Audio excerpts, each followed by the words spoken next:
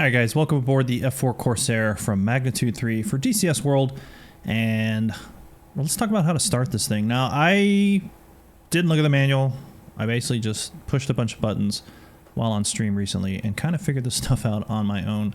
And I'm sure I'm going to do some things maybe a little bit wrong, a little bit off, but it'll start the engine, and that's all that we care about. So first thing we're going to do is we got to make sure that we've got something mapped for our mixture here. So I've got just some buttons. We're going to leave the mixture off, and we're going to be able to have to be able to push it to that center position pretty quickly. So just have that mapped to a button. I've just got two buttons so I can go forward and back. Of course, our throttle, but we're going to keep that off. We're going to crack the throttle just a little bit there.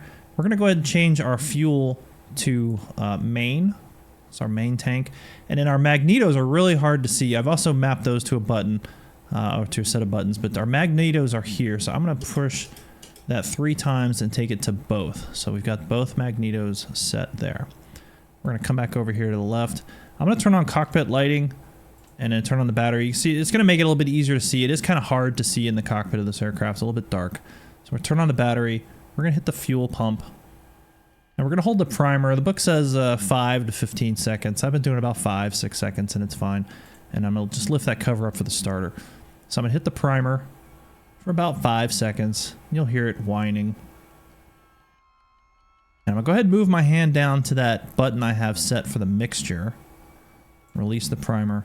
And I'm going to hit the starter. I'm going to hold that starter until it starts to spin. I'm going to bring the mixture forward. I'm going to continue to hold the starter just for a little bit longer, just to make sure that it actually goes. You're not going to burn the starter out. So I'm going to hit that starter. We're spinning. There it is, mixture, and release the starter. And now I can just modulate as necessary with the throttle.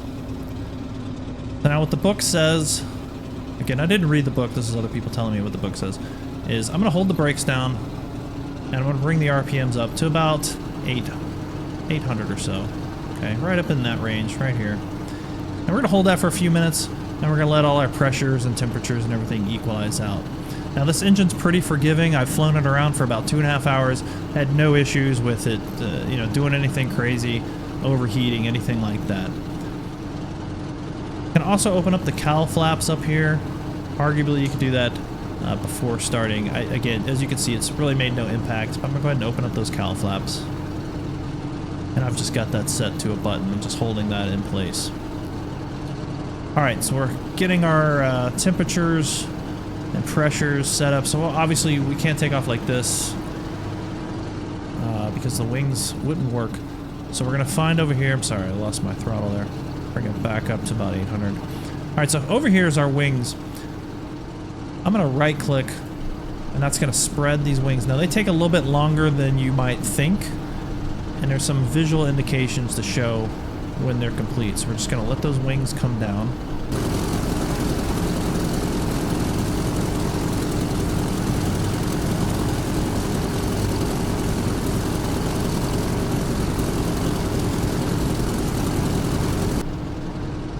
You can see this part right here is kind of popped up. Alright, you hear that horn going? Okay, so now we know that we're ready. So back here, it's again very hard to see. I'm going to turn on the flashlight, and it's still kind of hard to see. I'm going to pop that down.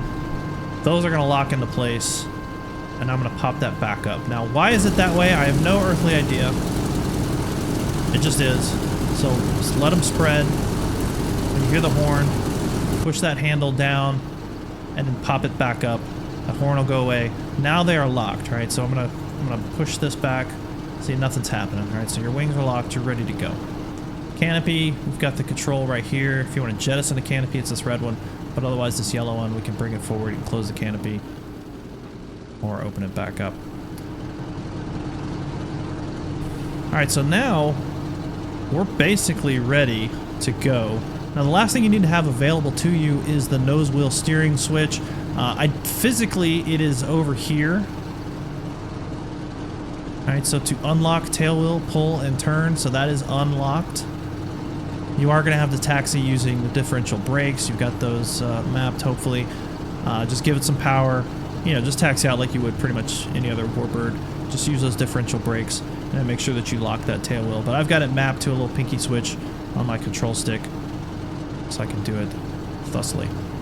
Alrighty, so we've been sitting here for just a couple of minutes. Temperatures and pressures are all coming into with the limits. We can uncage our attitude indicator. Now, what I don't know,